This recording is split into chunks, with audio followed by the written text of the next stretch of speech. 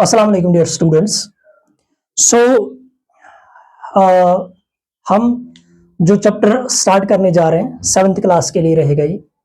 जो चैप्टर हम स्टार्ट करने जा रहे हैं वो हमने ऑलरेडी स्कूल में भी स्टार्ट किया हुआ था। तो चैप्टर का नाम जो है that is respiration in organisms. जो ऑर्गेनिजम्स है, ऑर्गेनिजम्स में कैसे रेस्पिरेशन होती है।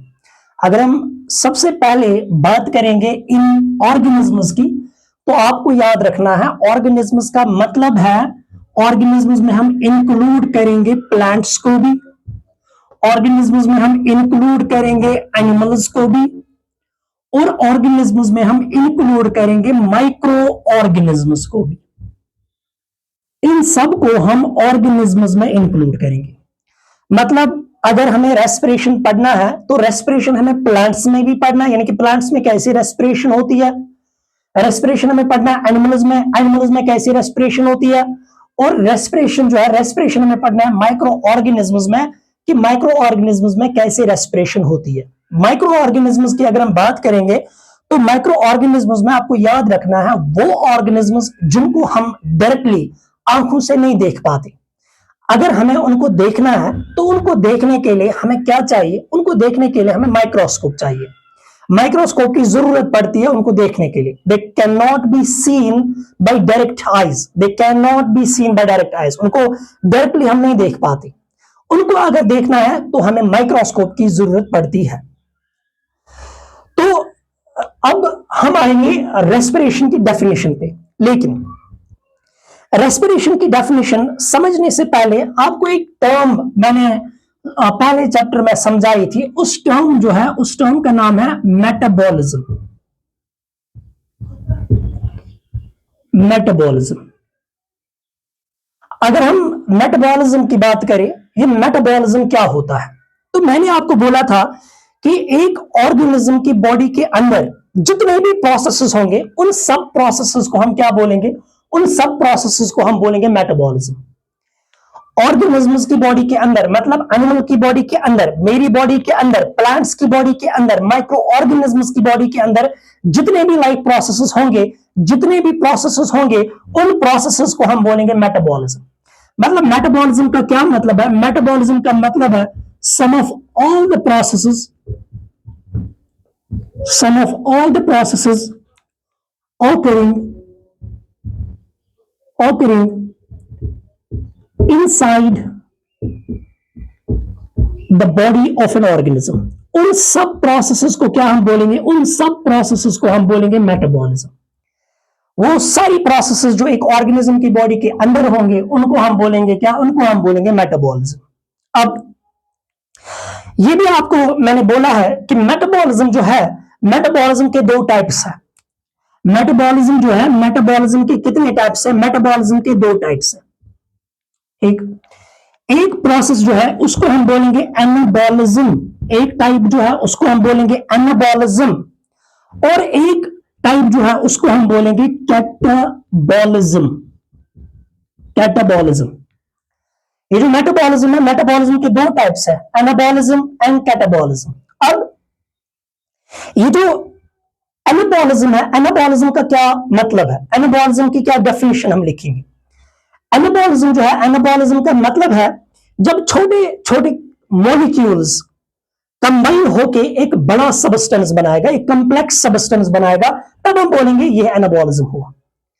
एनाबॉलिज्म की डेफिनेशन आप फिर से सुनो। एनाबॉलिज्म का क्या मतलब है, एनाबॉलिज्म का मतलब है छोटे छोटे मॉलिक्यूल्स या छोटे छोटे सबस्टेंसेस जो है ये कंबाइन होते हैं, कंबाइन होके एक बड़ा सबस्टेंस बनाएंगे, उसको हम बोलेंगे क्या, उसको हम बोलेंगे एनाबॉलिज्म।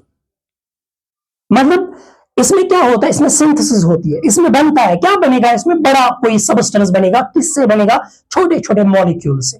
सो एनाबॉलिज्म का क्या मतलब हम लिखेंगे, हम बोलेंगे एनाबॉलिज्म का मतलब है sir synthesis of larger substances, synthesis of larger substances from simpler ones, simpler ones। इसको हम बोलेंगे क्या, इसको हम बोलेंगे एनाबॉलिज्म।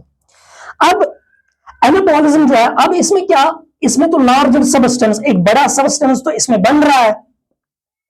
अब ये जो बड़ा सबस्टेंस बन रहा है, इसलिए इसको हम एक और नाम देंगे कंस्ट्रक्टिव प्रोसेस। इसको हम एक और नाम देते हैं, also called constructive process. Constructive process, constructive process. फिर से सुनो, एनाबॉलिज्म जो है, एनाबॉलिज्म में सिंथेसिस होती है, एनाबॉलिज्म में बनता है। इसमें क्या बनेगा, लार्जर सबस्टेंसेस इसमें बनते हैं फ्रॉम सिंपलर वंस। अब इसमें कोई चीज इसमें बन रहा है, तो इसमें हम इसको नाम देंगे कंस्ट्रक्टिव प्रोसेस। अब एग्जाम्पल की बात करें, ऐसी कौन सी एग्जाम्पल है जिसको हम बोलेंगे कि एनाबॉलिज्म है? ऐसी कौन सी प्रोसेस हमारी बॉडी के अंदर चल रही है, प्लांट्स की बॉडी के अंदर चल रही है, जिसको हम बोलेंगे कि ये एनाबॉलिक प्रोसेस है, ये कंस्ट्रक्टिव प्रोसेस है, जिसको हम बोलेंगे एनाबॉलिज्म। आपको पता है कि अगर हम प्लांट्स की बात करेंगे, प्लांट्स में एक प्रोसेस चलती है, उस प्रोसेस को हम बोलेंगे फोटोसिंथेसिस। अब ये जो फोटोसिंथेसिस है, इस फोटोसिंथेसिस को हम बोलेंगे एनाबॉलिज्म, इस फोटोसिंथेसिस को हम बोलेंगे एनाबॉलिक प्रोसेस, इस फोटोसिंथेसिस को हम बोलेंगे कंस्ट्रक्टिव प्रोसेस। इसमें क्या होता है, ऐसा क्या इसमें हुआ कि इसको हमने नाम दिया एनाबॉलिक प्रोसेस? देखो, आपने लोअर क्लासेस में भी पढ़ा होगा कि इसमें कार्बन डाइऑक्साइड जो है एक सिंपलर सबस्टेंस, ये फ्यूज होगा, कंबाइन होगा, किसके साथ कंबाइन होगा? ये कंबाइन होगा वाटर के साथ, और यहां पे एक बड़ा कंपाउंड बनेगा जिसको हम बोलेंगे ग्लूकोज C6H12O6। इसलिए हमने इसको नाम दिया क्या, एनाबॉलिक प्रोसेस। क्यों? क्योंकि इसमें एक बड़ा सबस्टेंस बन रहा है। किससे बन रहा है? छोटे छोटे सबस्टेंस से, सिंपलर मॉलिक्यूल से, सिंपलर सबस्टेंस से, इसलिए नाम पड़ा क्या, इसलिए नाम पड़ा एनाबॉलिज्म। ये तो मैंने प्लांट्स की बात की। क्या एक एनिमल की बॉडी की बात करेंगे, एनिमल की बॉडी के अंदर क्या कोई एनाबॉलिक प्रोसेस चलती है? तो आप बोलोगे यस, वहां पे भी एनाबॉलिक प्रोसेस चलती है। कैसे या कौन सी प्रोसेस? हम बोलेंगे प्रोटीन बायोसिंथेसिस। हमारी बॉडी के अंदर प्रोटीन्स बनते हैं, और वो किससे बनते हैं? वो छोटे छोटे सबस्टेंसेस से बनते हैं, जिनको हम नाम देंगे अमीनो एसिड्स। सो एक और प्रोसेस जो है उसको हम बोलेंगे protein biosynthesis. Protein biosynthesis, protein biosynthesis में क्या होता है? प्रोटीन बायोसिंथेसिस से अमीनो एसिड्स, ये छोटे सबस्टेंसेस होते हैं, सिंपलर मॉलिक्यूल्स होते हैं, और ये यहां पे क्या बनाएंगे? ये यहां पे एक बड़ा सबस्टेंस बनाएगा जिसको हम बोलेंगे प्रोटीन्स। तो एनाबॉलिज्म या एनाबॉलिक प्रोसेस में आप इतना ही याद रखोगे कि एनाबॉलिक प्रोसेस एक ऐसी प्रोसेस है जिसमें एक लार्जर सबस्टेंस, जिसमें एक बड़ा सबस्टेंस जो है वो बन रहा है। और किससे बन रहा है? सिंपलर वन से वो बन रहा है। अब यहां पे कोई चीज बन रहा है तो नाम हमने दिया कंस्ट्रक्टिव, इसलिए एनाबॉलिज्म को हम एक और नाम देते हैं कंस्ट्रक्टिव प्रोसेस। एग्जांपल की बात करेंगे, फोटोसिंथेसिस प्लांट्स में जो होती है, प्रोटीन बायोसिंथेसिस की बात करें जो एनिमल्स में होती है, तो प्रोटीन बायोसिंथेसिस, ये जो दो प्रोसेस है इसको हमने नाम दिया एनाबॉलिज्म। अब हम बात करेंगे किसकी? अब हम बात करेंगे कैटाबॉलिज्म की। ये कैटाबॉलिज्म जो है ये इसका रिवर्स है, ये इसका उल्टा है। यहां पे मैंने बोला यहां पे लार्जर सबस्टेंस बनते हैं, लेकिन कैटाबॉलिज्म में लार्जर सबस्टेंसेस जो है वो टूट रहे हैं, ब्रेक डाउन हो रहा है। किसका ब्रेक डाउन होगा? लार्जर सबस्टेंसेस जो है उनका ब्रेक डाउन होगा, वो छोटे छोटे सबस्टेंसेस में टूटेंगे, तो तब हम नाम देंगे कैटाबॉलिक प्रोसेस। तो मैं यहां पे लिखूंगा कैटाबॉलिज्म में break down of larger substances into smaller ones, इसको हम बोलेंगे कैटाबॉलिज्म। कैटाबॉलिज्म का मतलब है लार्जर सबस्टेंसेस जो है वो टूटेंगे, और किस में टूटेंगे? स्मॉलर वंस में टूटेंगे, इसको हम बोलेंगे कैटाबॉलिज्म। अब यहां पे बात आई कि यहां पे कुछ टूट रहा है, इसलिए यहां पे कुछ बन रहा था तो नाम आया कंस्ट्रक्टिव, यहां पे कुछ टूट रहा है तो नाम आएगा डिस्ट्रक्टिव। तो इसको हम लिखेंगे it is also called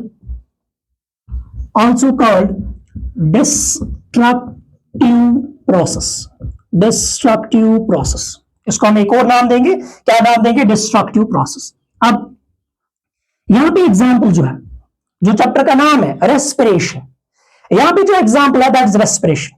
respiration की यहां पे हम एग्जांपल लिखेंगे रेस्पिरेशन। अब इस रेस्पिरेशन में क्या होता है? रेस्पिरेशन में एक्चुअली जो सेल्स में ग्लूकोज पहुंचा हुआ है, हमारी सेल्स में, प्लांट्स की सेल्स में जो ग्लूकोज पहुंचा हुआ है, उस ग्लूकोज की ब्रेकडाउन होगी, और जो ग्लूकोज है वो टूटेगा। सेल्स में टूटेगा। मैं बोलूंगा वो कैसे, लेकिन फिलहाल के लिए आप याद रखोगे कैटाबॉलिज्म की जो एग्जांपल है दैट इज रेस्पिरेशन। रेस्पिरेशन की अगर हम एग्जांपल, रेस्पिरेशन की अगर हम इक्वेशन लिखेंगे तो वो कैसे लिखेंगे, हम बोलेंगे C6H12O6 था, और इसको हम क्या नाम देंगे, इसको हम नाम देंगे ग्लूकोज। और ये ग्लूकोज कहां पे था, ये ग्लूकोज सेल्स में था, हमारी सेल्स में, प्लांट्स की सेल्स में ये ग्लूकोज था। अब इसी ग्लूकोज को क्या होगा, ये ग्लूकोज है ये टूटेगा, किसमें टूटेगा, कार्बन डाइऑक्साइड में टूटेगा, और किसमें टूटेगा, वाटर में टूटेगा, और किसमें टूटेगा, और यहां से छोटे छोटे मॉलिक्यूल्स निकलेंगे जिनको हम एटीपीज बोलेंगे, जिनको हम क्या बोलेंगे, जिनको हम एटीपीज बोलेंगे। सो ये जो रेस्पिरेशन है, रेस्पिरेशन अब किसकी एग्जांपल है, कैटाबॉलिक प्रोसेस की एग्जांपल है, कैटाबॉलिज्म की एग्जांपल है। इसको डिस्ट्रक्टिव प्रोसेस हमने नाम दिया, क्यों, क्योंकि यहाँ पे जो ग्लूकोज है वो ग्लूकोज टूट रहा है, छोटे छोटे सबस्टेंसेस में टूट रहा है, तो इसको हम बोलेंगे कैटाबॉलिज्म। अब डिफरेंस आपके सामने है। हमने पहला चैप्टर जो पढ़ा था उसमें हमने फोटोसिंथेसिस की बात की और डिटेल में बात की। अब इस चैप्टर में हमें रेस्पिरेशन की बात करनी और डिटेल में बात करनी है। पहले चैप्टर में फोटोसिंथेसिस आया, वो कौन सी प्रोसेस थी, एनाबॉलिक प्रोसेस थी, वो कंस्ट्रक्टिव प्रोसेस थी। अब इस चैप्टर में रेस्पिरेशन की बात करनी है। ये जो रेस्पिरेशन है, रेस्पिरेशन कौन सी प्रोसेस है, कैटाबॉलिक प्रोसेस है, डिस्ट्रक्टिव प्रोसेस है। ठीक, तो अब ये सारा मैंने क्यों बोला, ये सारा मैंने इसलिए बोला कि अगर आपको रेस्पिरेशन जो है, अगर आपको रेस्पिरेशन डिफाइन करना होगा तो आप सबसे पहला पॉइंट क्या लिखोगे, इसमें आप लिखोगे रेस्पिरेशन जो है, रेस्पिरेशन एक कैटाबॉलिक प्रोसेस है, ये सबसे पहला पॉइंट आएगा। जैसे आपने फोटोसिंथेसिस में पढ़ा, photosynthesis is an anabolic process, वैसे आपको यहां रेस्पिरेशन में लिखना है कि रेस्पिरेशन जो है, रेस्पिरेशन एक कैटाबॉलिक प्रोसेस है। और इसमें क्या होता है, जैसे हमने पढ़ा फोटोसिंथेसिस में क्या, वो बाद में देखेंगे, लेकिन सबसे पहला पॉइंट क्या आएगा, रेस्पिरेशन जो है, रेस्पिरेशन एक कैटाबॉलिक प्रोसेस है। सो मैं यहां पे लिखूंगा it is a catabolic process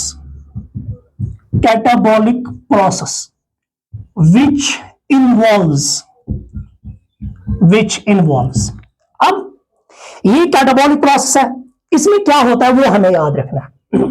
सो इसमें कुछ स्टेप्स आएंगे, वो स्टेप जो है वो आपको याद रखने हैं। पहला स्टेप इसमें क्या आएगा, स्टेप नंबर 1, पहला स्टेप इसमें क्या आएगा, सो हम बोलेंगे रेस्पिरेशन एक कैटाबॉलिक प्रोसेस है जिसमें बहुत सारे स्टेप्स आते हैं। स्टेप नंबर 1, पहले स्टेप में क्या होता है, पहले स्टेप में हम एयर को लेते हैं, एयर को इनहेल करते हैं।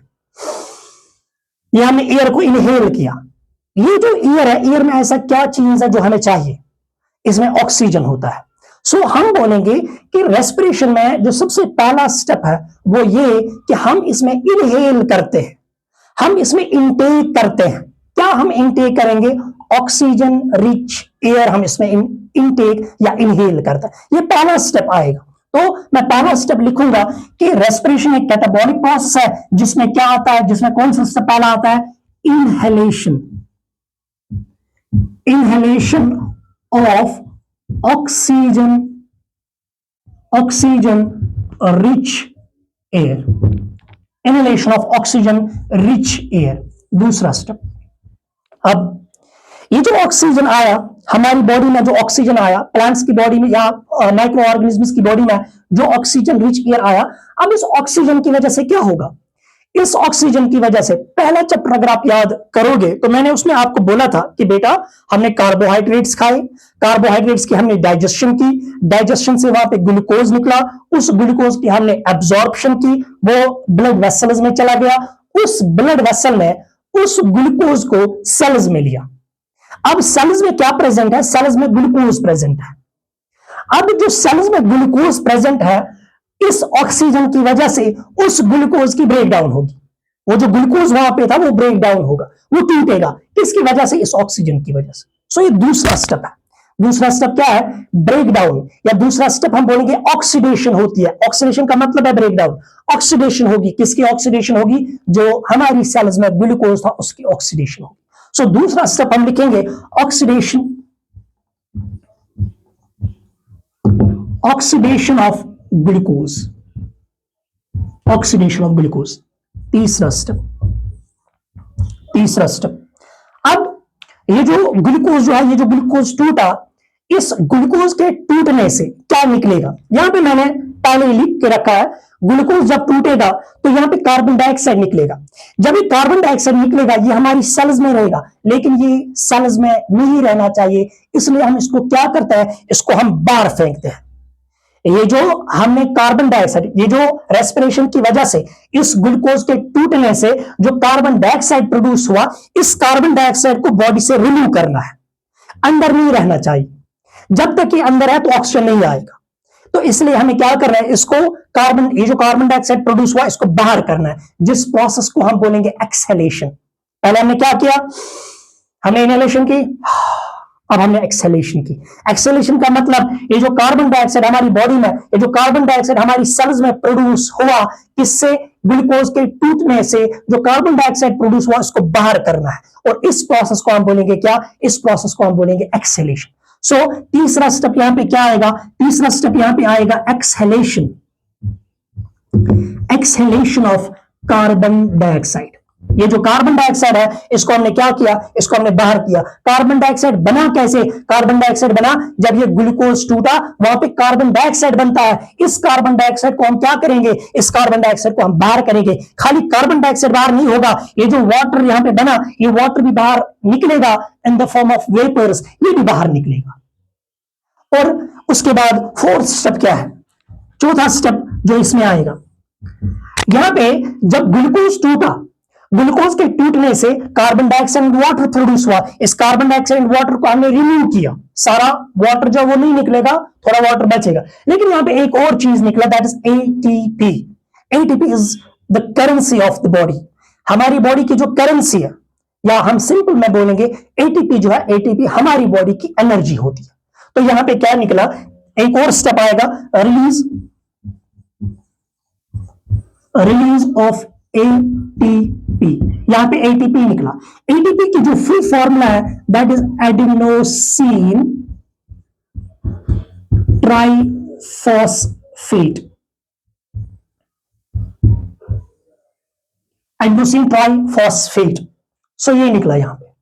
अब ये जो एडिनोसिन ट्राइफॉस्फेट निकला, इसको हम रिमूव नहीं करेंगे, इसको हम स्टोर करेंगे, इसको हम कंजर्व करेंगे, इसको हम अपनी बॉडी में स्टोर करके रखेंगे। ये लास्ट स्टेप होता है। फिफ्थ स्टेप जो है that is conservation of, that is conservation of energy. ये जो एनर्जी यहां से निकली, इस एनर्जी को हम कंजर्व करेंगे, इस एनर्जी को हम स्टोर करेंगे। सो ये जो मैंने बोला, ये डेफिनेशन है रेस्पिरेशन की। रेस्पिरेशन फिर से अगर आप समझोगे, सर रेस्पिरेशन जो है ये एक कैटाबॉलिक प्रोसेस है। इस कैटाबॉलिक प्रोसेस में क्या होता है, इस कैटाबॉलिक प्रोसेस में इनहेलेशन होता है। सो इनहेलेशन का क्या मतलब है, सर हमने क्या किया, हमने ऑक्सीजन रिच एयर जो है इसको इनटेक किया, अपनी बॉडी में लिया। ये जो ऑक्सीजन हमने लिया, इससे क्या होगा, इससे ग्लूकोज जो है, ये ग्लूकोज अब टूटेगा, ऑक्सीडेशन होगा। ऑक्सीडेशन या ब्रेकडाउन आप लिखो, सेम बात है, चाहे ऑक्सीडेशन आप लिखो, ब्रेकडाउन आप लिखो, सेम ही है। जब ग्लूकोज ब्रेकडाउन होगा, उससे वहां पे carbon dioxide and water produce होगा। इस कार्बन डाइऑक्साइड एंड वाटर को हम रिमूव करेंगे इन द फॉर्म ऑफ, या कार्बन डाइऑक्साइड गैस है, ये रिमूव होगा, वाटर जो है इसको रिमूव किया जाएगा in the form of vapours. उसके बाद यहाँ पे एनर्जी भी रिलीज होगी, और वो जो एनर्जी है उसके बाद इस एनर्जी को स्टोर किया जाएगा। अब अगर आपको ये रेस्पिरेशन जो है, ये रेस्पिरेशन आपको दिखानी होगी इन द फॉर्म, इन इक्वेशन की सूरत में आपको दिखानी होगी, तो आप ये लिखोगे कि C6H12O6 जो है, ये क्या था, ये ग्लूकोज था। ये क्या था, ये ग्लूकोज था। इस ग्लूकोज जो है, इस ग्लूकोज को हमने तोड़ा, सेल्स में ये टूटेगा, किसमें टूटेगा, कार्बन डाइऑक्साइड में, किसमें टूटेगा, और वाटर में, और किसमें टूटेगा, एटीपी में। सो इसको आप बोलोगे this is what, this is respiration. अभी और अच्छे से समझ आएगा आगे आगे। तो फिलहाल के लिए आप ये याद रखो, दिस इज रेस्पिरेशन। ऑक्सीजन आया, ऑक्सीजन की वजह से ग्लूकोज जो है वो टूटा, ग्लूकोज टूटा, वहां से कार्बन डाइऑक्साइड रिलीज हुआ, कार्बन डाइऑक्साइड को हम रिमूव करेंगे। उसके बाद वहां एटीपीज भी बने, और उन एटीपीज को हम स्टोर करेंगे, यानी कि एनर्जी को हम स्टोर, कंजर्व करेंगे। इस रेस्पिरेशन को हम कैसे रिप्रेजेंट करेंगे, इस रेस्पिरेशन को हम ऐसे रिप्रेजेंट करेंगे, इस इक्वेशन से हम इसको रिप्रेजेंट करेंगे। This is what, this is respiration.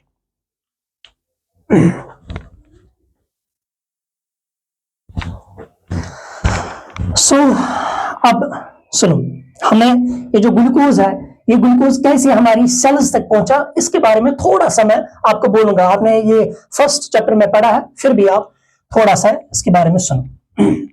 हमने एक्चुअली इंजेस्ट किया था, हमने जो खाना खाया उस खाने में क्या था, कार्बोहाइड्रेट्स थे। उस खाने में कार्बोहाइड्रेट्स, ये जो कार्बोहाइड्रेट्स आए हमारी बॉडी में, ये जब हमारी एलिमेंट्री कैनाल में आएंगे, एलिमेंट्री कैनाल में इसकी डाइजेशन होगी। तो मैं ये बोलूंगा, ये जो कार्बोहाइड्रेट्स है, कार्बोहाइड्रेट्स की क्या होगी, कार्बोहाइड्रेट्स की डाइजेशन होगी। ठीक, जब कार्बोहाइड्रेट्स की डाइजेशन होगी, कार्बोहाइड्रेट अब किस में टूटेगा, कार्बोहाइड्रेट अब टूटेगा ग्लूकोज में। कार्बोहाइड्रेट अब टूटेगा किसमें, ग्लूकोज में। अब ये जब ग्लूकोज है, this is the simpler form and this is the diffusible form. ये जो टर्म्स मैं यूज कर रहा हूं ये आपको समझ आए होंगे, जैसे मैंने डाइजेशन में बोला है आपको। ग्लूकोज जो है, this is diffusible form. Diffusible form means अब ये हमारी एलिमेंट्री कैनाल से बाहर निकलेगा। बाहर किस में निकलेगा, बाहर ये निकलेगा ब्लड में। अब इस प्रोसेस को, एलिमेंट्री कैनाल से ये ग्लूकोज जब बाहर निकलेगा, किस में जाएगा, ब्लड वेसल में जाएगा। उस प्रोसेस को हम बोलेंगे एब्जॉर्प्शन। मतलब यहां पे क्या होगा, यहां पे एब्जॉर्प्शन होगा। मतलब ये जो ग्लूकोज था, ये भी एलिमेंट्री कैनाल में था, अब यही ग्लूकोज किस में आया, अब ये ग्लूकोज ब्लड वेसल में आया। ब्लड वेसल मींस ये अब ब्लड में आया। ये ग्लूकोज कहां था, ये ग्लूकोज अभी तक एलिमेंट्री कैनाल में ही था, एलिमेंट्री कैनाल में ही था। ठीक, लेकिन अब जब ग्लूकोज बना, कार्बोहाइड्रेट्स की डाइजेशन करके जब ग्लूकोज बना, ग्लूकोज एलिमेंट्री कैनाल में है। ग्लूकोज जो है ये डिफ्यूजिबल फॉर्म है, ये सिंपलर फॉर्म है। ये ग्लूकोज जो है इसकी एब्जॉर्प्शन होगी, ये कहां जाएगा, ये अब ब्लड वेसल में जाएगा। और ये जो ब्लड वेसल है, ब्लड वेसल इसको कहां ले जाएगा, ब्लड वेसल इसको ड्रॉप करेगा, कहां, सेल्स में। सो ऐसे करके ये जो ग्लूकोज है ये हमारी सेल्स में पहुंचा। शायद आपको समझ आया होगा कि कार्बोहाइड्रेट्स, एक्चुअली हमने कार्बोहाइड्रेट्स खाए, कार्बोहाइड्रेट्स हमने खाए, डाइजेशन की, ग्लूकोज बना। ग्लूकोज कहां है, एलिमेंट्री कैनाल में ही है। लेकिन ये जो ग्लूकोज है, ये ग्लूकोज किस फॉर्म में है, ये ग्लूकोज डिफ्यूजिबल फॉर्म में है। ये ग्लूकोज सिंपलर फॉर्म है, ये डिफ्यूज होगा, एलिमेंट्री कैनाल से बाहर निकलेगा। बाहर कहां निकलेगा, यानी कि इसकी एब्जॉर्प्शन होगी, कहां ये जाएगा, ब्लड वेसल, यानी कि ब्लड में जाएगा। अब ये ब्लड जो है, जो ब्लड वेसल में है, ये ब्लड वेसल इसको कहां ले जाएगा, ये सेल्स में ले जाएगा इसको।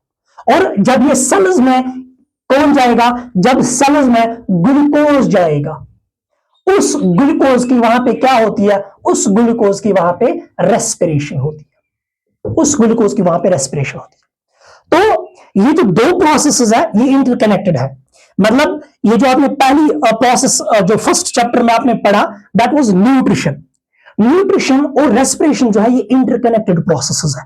न्यूट्रिशन जब होता है उसके बाद रेस्पिरेशन होगा, न्यूट्रिशन होगा फिर रेस्पिरेशन होगा। न्यूट्रिशन में हम क्या करते हैं, कार्बोहाइड्रेट्स को इंटेक करते हैं, ग्लूकोज बनेगा, ब्लड वेसल्स में जाएगा, फिर उसके बाद सेल्स में ग्लूकोज जब पहुंचा, उस ग्लूकोज की वहां पे क्या होती है, उस ग्लूकोज की वहां पे रेस्पिरेशन होती है।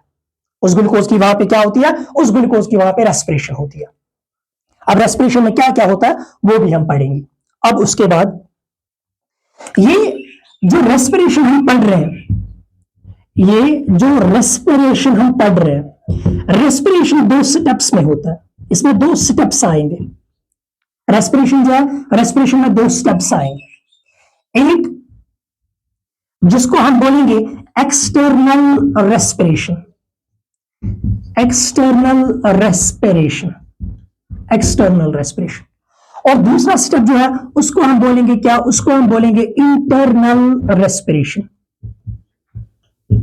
Internal respiration. दो स्टेप्स है, एक एक्सटर्नल रेस्पिरेशन, दूसरा इंटरनल रेस्पिरेशन। अब हमें एक्सटर्नल रेस्पिरेशन समझना है, जिसको हम ब्रीदिंग भी कहते हैं, जिसको हम ब्रीदिंग भी कहते हैं। ब्रीदिंग, ब्रीदिंग का मतलब है सांस लेना उसके बाद छोड़ना, सांस लेना उसके बाद छोड़ना, उसको हम क्या बोलेंगे, उसको हम ब्रीदिंग बोलेंगे।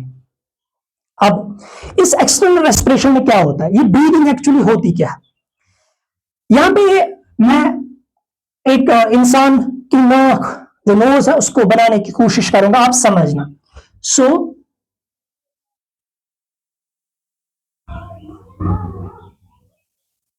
ऐसे करके यहां पे ये नोज है, ठीक, और यहाँ पे ये आंख, मान लो ये यहाँ पे आंख है। ये जो है, ये मैंने जो बनाया, this is nose, this is nose. और बाहर क्या है, बाहर हमारा एनवायरनमेंट है, बाहर हमारी सराउंडिंग है। इस सराउंडिंग में क्या है, इस सराउंडिंग में ईयर प्रेजेंट है, और उस ईयर में क्या है, उस ईयर में ऑक्सीजन है। सो मैं ये बोलूंगा, ये जो यहाँ पे सराउंडिंग है, इस सराउंडिंग में क्या होगा, इस सराउंडिंग में O2 ऑक्सीजन रिच एयर होगा, सराउंडिंग में ऑक्सीजन रिच एयर है।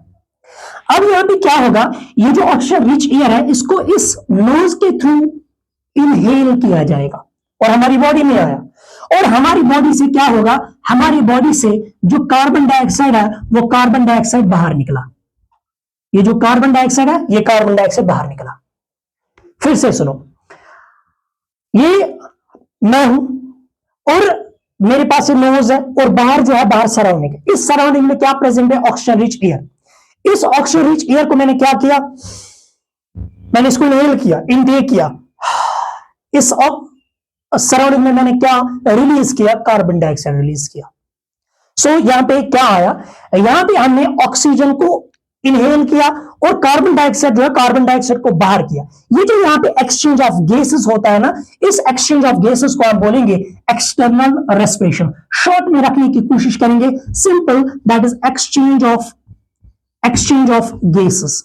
यहां पे एक्सचेंज होता है, किसका एक्सचेंज होता है, गैसेस का, तीन गैसेस का, ऑक्सीजन एंड कार्बन डाइऑक्साइड का।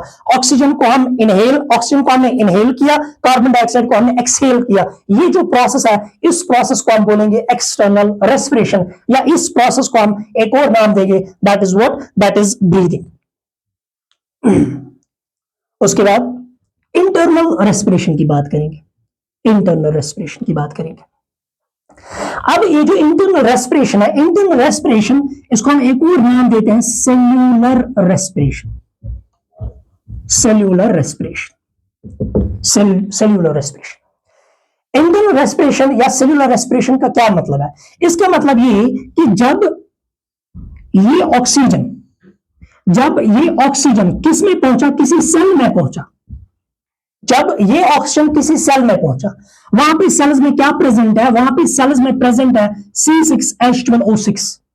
अब इस ऑक्सीजन की वजह से जो सेल्स में पहुंचा, सेल्स में ऑलरेडी प्रेजेंट है कौन, C6H12O6, that is glucose, glucose present है। इस ऑक्सीजन की वजह से ये ग्लूकोज जो है, ये टूटेगा, किसमें, कार्बन डाइऑक्साइड में टूटेगा, और किसमें टूटेगा, वाटर में टूटेगा, और किसमें टूटेगा, ATPs में टूटेगा। इसको हम बोलेंगे इंटरनल रेस्पिरेशन। यानी कि अब सेल्स के अंदर ये जब ऑक्सीजन सेल्स में पहुंचा, सेल्स के अंदर अब क्या होता है, सेल्स के अंदर क्या होगा इस ऑक्सीजन की वजह से, उसको हम बोलेंगे इंटरनल रेस्पिरेशन या सेल्यूलर रेस्पिरेशन।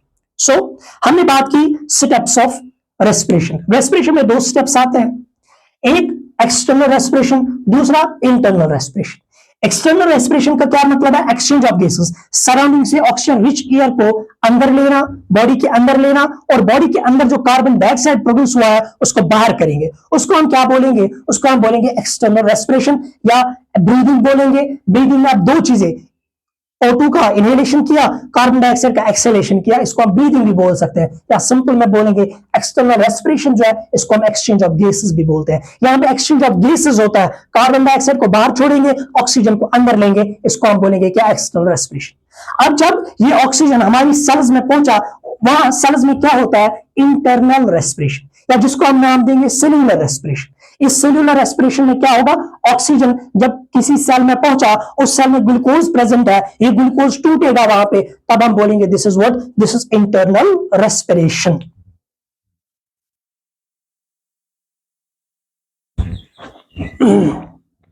अब ये जो हम रेस्पिरेशन की बात कर रहे हैं, हमने बोला कि रेस्पिरेशन एक कैटाबॉलिक प्रोसेस है, उसमें फूड जो है फूड ब्रेक डाउन होता है, फूड टूटेगा, ग्लूकोज टूटेगा, वहां से एनर्जी निकलेगी। अब ये जो रेस्पिरेशन है, रेस्पिरेशन के दो टाइप्स हैं, जो हम रेस्पिरेशन पढ़ रहे हैं, इस रेस्पिरेशन के दो टाइप्स है, रेस्पिरेशन के दो टाइप्स है। एक रेस्पिरेशन जो है, उस एक टाइप जो है, उसको हम बोलेंगे aerobic respiration, aerobic respiration, aerobic respiration. और एक रेस्पिरेशन जो है उसको हम बोलेंगे अनएरोबिक रेस्पिरेशन। अनएरोबिक रेस्पिरेशन दो टाइप्स है, एरोबिक रेस्पिरेशन और दूसरा क्या है, दूसरा है अनएरोबिक रेस्पिरेशन या एनाएरोबिक रेस्पिरेशन। अब ये जो एरोबिक रेस्पिरेशन है, इस एरोबिक रेस्पिरेशन का क्या मतलब है? एरोबिक रेस्पिरेशन का मतलब है जब कभी रेस्पिरेशन होगी इन प्रेजेंस ऑफ ऑक्सीजन। मतलब अगर हम इंसानों की बात करेंगे, इंसानों को ऑक्सीजन चाहिए इस ग्लूकोज को तोड़ने के लिए। अब जब ऑक्सीजन की हेल्प से, ऑक्सीजन के प्रेजेंस में, हेल्प से नहीं बोलेंगे प्रेजेंस, ऑक्सीजन की प्रेजेंस से जब ये ग्लूकोज टूटेगा, इसको हम बोलेंगे एरोबिक रेस्पिरेशन। या जब रेस्पिरेशन होगी इन प्रेजेंस ऑफ ऑक्सीजन, तब हम बोलेंगे एरोबिक रेस्पिरेशन। जैसे हम में, लेकिन जरूरी नहीं है कि जो एक इंसान की बॉडी है, जो एक एनिमल की बॉडी है, उसमें हमेशा रेस्पिरेशन होगी इन प्रेजेंस ऑफ ऑक्सीजन। कभी कभी हमारी बॉडी में रेस्पिरेशन होती है इन एब्सेंस ऑफ ऑक्सीजन, तब भी एनर्जी निकलेगी लेकिन कम निकलेगी। फिर से ये स्टेटमेंट सुनना मेरा, मैं इंसानों की बात कर रहा हूं, मैं एनिमल्स की बात कर रहा हूं। एनिमल्स में रेस्पिरेशन होती है इन प्रेजेंस ऑफ ऑक्सीजन, लेकिन जरूरी नहीं है हमेशा एक एनिमल में रेस्पिरेशन होगी इन प्रेजेंस ऑफ ऑक्सीजन। रेस्पिरेशन जो है एनिमल्स में या इंसानों में, वहां पे वो रेस्पिरेशन होगी इन एब्सेंस ऑफ ऑक्सीजन भी, तब हम उसको बोलेंगे अनएरोबिक रेस्पिरेशन। जब रेस्पिरेशन होगी इन प्रेजेंस ऑफ ऑक्सीजन एरोबिक, जब रेस्पिरेशन होगी इन एब्सेंस ऑफ ऑक्सीजन, उसको हम बोलेंगे अनएरोबिक रेस्पिरेशन। हमारी बॉडी में, इंसानों की बॉडी में एरोबिक रेस्पिरेशन भी होती है और कई जगह अनएरोबिक रेस्पिरेशन भी होती है। कभी कभी अनएरोबिक रेस्पिरेशन होती है जब आप हेवी एक्सरसाइज करते हो, जब आप तेज रनिंग करते हो, बहुत ज्यादा रनिंग करते हो, बहुत ज्यादा साइकिलिंग करते हो, तब जाके अनएरोबिक रेस्पिरेशन होती है। हमारी मसल्स में अनएरोबिक रेस्पिरेशन तब होती है जब हम कोई हेवी एक्सरसाइज, स्ट्रेनस एक्सरसाइज करेंगे, तब अनएरोबिक रेस्पिरेशन होती है। तो दो टाइप्स मैंने बोले, एक एरोबिक रेस्पिरेशन, दूसरा अनएरोबिक रेस्पिरेशन। एरोबिक रेस्पिरेशन का क्या मतलब है? एरोबिक रेस्पिरेशन का मतलब है जब रेस्पिरेशन होगी इन प्रेजेंस ऑफ ऑक्सीजन, यानी कि ऑक्सीजन होगा, जब उस टाइम पे रेस्पिरेशन होगी, उसको हम बोलेंगे एरोबिक रेस्पिरेशन। जब ऑक्सीजन नहीं होगा लेकिन रेस्पिरेशन फिर भी चलती है, उसको हम बोलेंगे अनएरोबिक रेस्पिरेशन। इसलिए मैंने बोला हेल्प से नहीं बोलेंगे, ग्लूकोज टूटेगा विद द हेल्प, ये नहीं बोलेंगे, हम बोलेंगे कि ऑक्सीजन की प्रेजेंस में। आगे आगे समझोगे आप कैसे, ये मैंने क्यों बोला। फिलहाल के लिए आप ये याद रखोगे, एरोबिक रेस्पिरेशन जो है, एरोबिक रेस्पिरेशन का मतलब है respiration in presence of oxygen. O2 means oxygen, respiration in presence of oxygen, उसको हम बोलेंगे क्या? Aerobic respiration. अब दूसरा स्टेप, ये जो एरोबिक रेस्पिरेशन है जिसमें ऑक्सीजन प्रेजेंट है, इस ऑक्सीजन की वजह से जितना भी ग्लूकोज होगा वो सारा ग्लूकोज टूटेगा। जितना भी वहां पे ग्लूकोज है, जितना भी वहां पे फूड है, वो सारा फूड जो है वो टूटेगा, ग्लूकोज सारा जो है वो टूटेगा, क्योंकि यहां पे ऑक्सीजन प्रेजेंट है। सो दूसरा स्टेप हम ये लिखेंगे, aerobic respiration means respiration in presence of oxygen. और दूसरा स्टेप इसमें हम ये लिखेंगे, या दूसरा पॉइंट हम इसमें ये लिखेंगे, यहां पे क्या होता है? कंप्लीट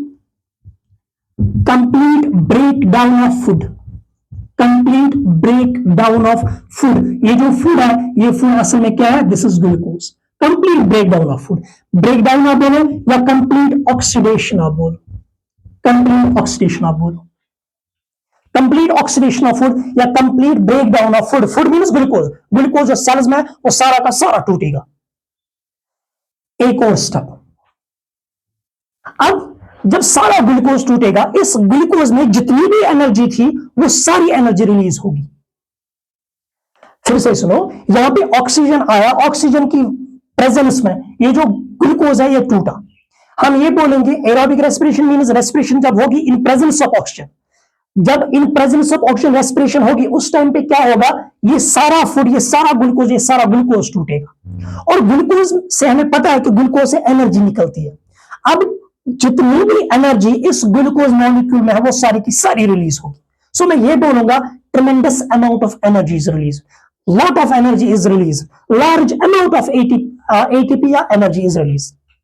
सो एक और पॉइंट में ये लिखूंगा, ट्रेमेंडस tremendous amount of energy is released. Tremendous amount of energy is released.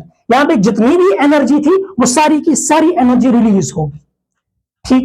So aerobic respiration, फिर से ऐसी रेस्पिरेशन जो होगी इन प्रेजेंस ऑफ ऑक्सीजन, ऐसी रेस्पिरेशन जिसमें सारा फूड जो है, सारा ग्लूकोज जो है वो ऑक्सीडाइज होगा, वो टूटेगा।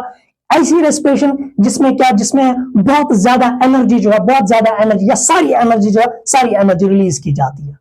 अब मसला ये है सर, क्या हम अंदाजा लगा सकते हैं, क्या हम काउंट कर सकते हैं कि कितनी एनर्जी निकली?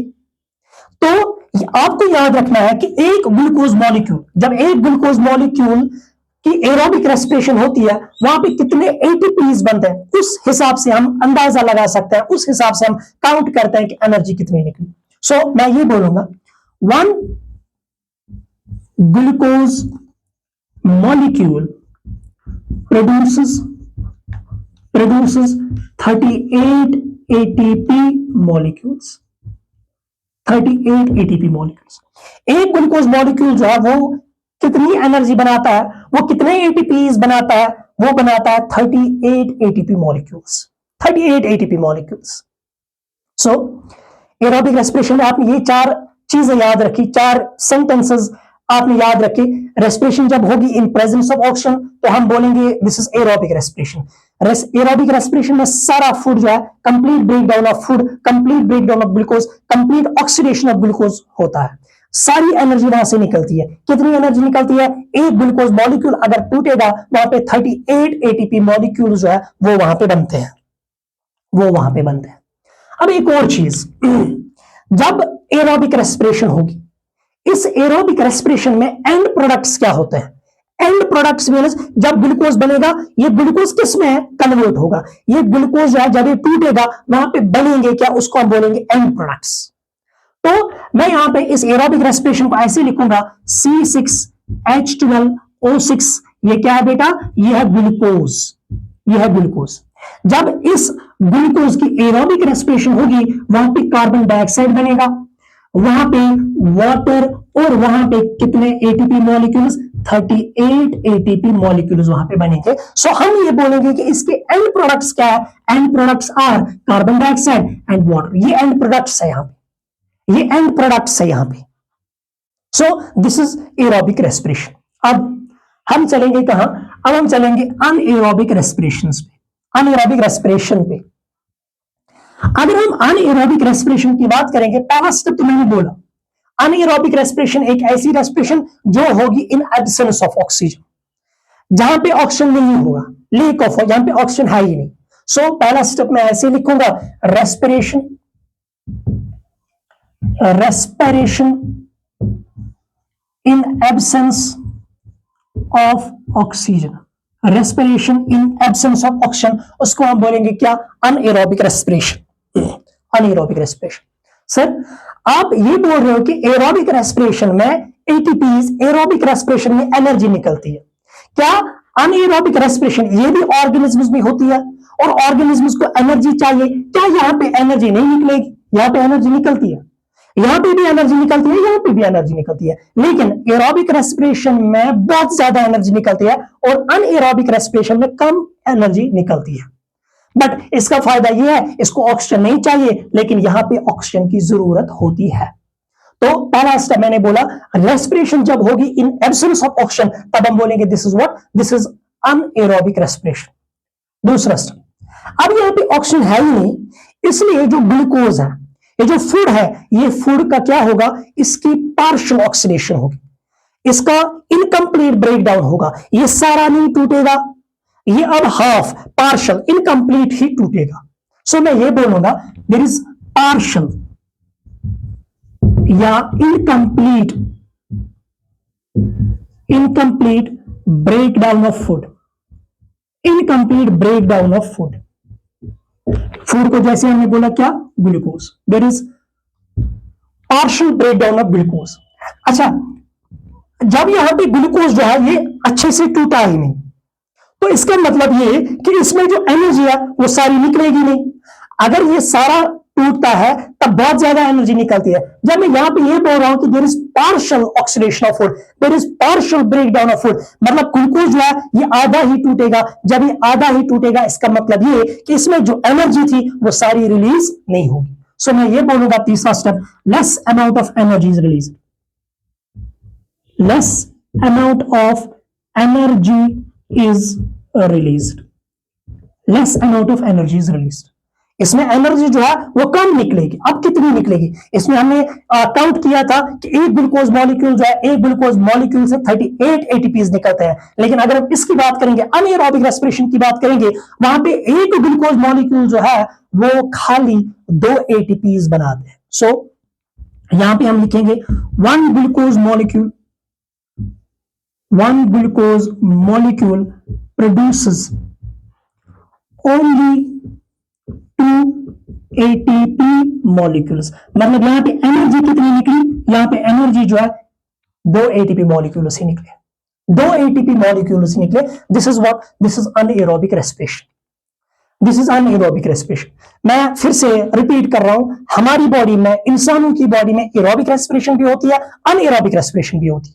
एरोबिक रेस्पिरेशन होती है इन presence of oxygen, anaerobic respiration होती है in absence of oxygen. Sir हम तो इंसान है, हम तो कंटिन्यूअसली ऑक्सीजन जो है, हम कंटिन्यूअसली ऑक्सीजन लेते हैं। तब कब हमारी बॉडी में ऑक्सीजन की डेफिशिएंसी होती है? ऑक्सीजन की डेफिशिएंसी जब होगी वहां पे फिर अनएरोबिक रेस्पिरेशन होती है। मैंने बोला कि जब हेवी एक्सरसाइज हम करते हैं, हम जो सांस है हम तेज लेते हैं, ये सांस हम जब इनहेलेशन, हम जब ब्रीदिंग है ये हम तेज तेज करते हैं, ताकि ये तेज तेज क्यों? क्योंकि वहां ऑक्सीजन पहुंचे और ऑक्सीजन की वजह से वहां पे एरोबिक रेस्पिरेशन हो और वहां एनर्जी निकले। लेकिन ये ऑक्सीजन जो है, ऑक्सीजन उतना पहुंचता ही नहीं है। तो इसलिए वहां पे जो हमारी मसल्स है, जब कोई हेवी एक्सरसाइज करते हैं, या जैसे हम बोलेंगे कि हम जब विंटर्स के बाद जब हम खेलने जाते हैं, तो हमारी जो ये मसल्स होते हैं ना, ये ब्रेक डाउन हुए होते हैं। ये मसल्स जो है, यहाँ पे मसल क्रैम्प हुआ होता है। ये मसल क्रैम्प कैसे होता है? Because of this anaerobic respiration. मैं पढ़ाऊंगा ये कैसे होता है, फिलहाल के लिए आप याद रखो। एरोबिक रेस्पिरेशन जो है, एरोबिक रेस्पिरेशन का क्या मतलब है, अनएरोबिक रेस्पिरेशन जो अनएरोबिक रेस्पिरेशन में क्या होता है। अब ये जो अनएरोबिक रेस्पिरेशन है, इस अनएरोबिक रेस्पिरेशन को हम फर्मेंटेशन भी नाम देते हैं। यहां पे एनर्जी निकलती है इन एब्सेंस ऑफ ऑक्सीजन, इसलिए हम इसको एक और नाम देते हैं, दैट इज फर्मेंटेशन। सो मैं ये बोलूंगा, also called fermentation, also called fermentation. इसको हम एक और नाम भी देते हैं, फर्मेंटेशन, फर्मेंटेशन। अब ये जो अनएरोबिक रेस्पिरेशन है, इनकी फर्मेंटेशन जो है, फर्मेंटेशन के 2 टाइप्स, फर्मेंटेशन जो है, फर्मेंटेशन के 2 टाइप्स है। फर्मेंटेशन जो है, फर्मेंटेशन के 2 टाइप्स। एक फर्मेंटेशन जो है उसको हम क्या बोलेंगे? उसको हम बोलेंगे alcoholic fermentation, alcoholic fermentation, alcoholic fermentation. और दूसरा जो है उसको हम बोलेंगे lactic acid fermentation, lactic acid fermentation.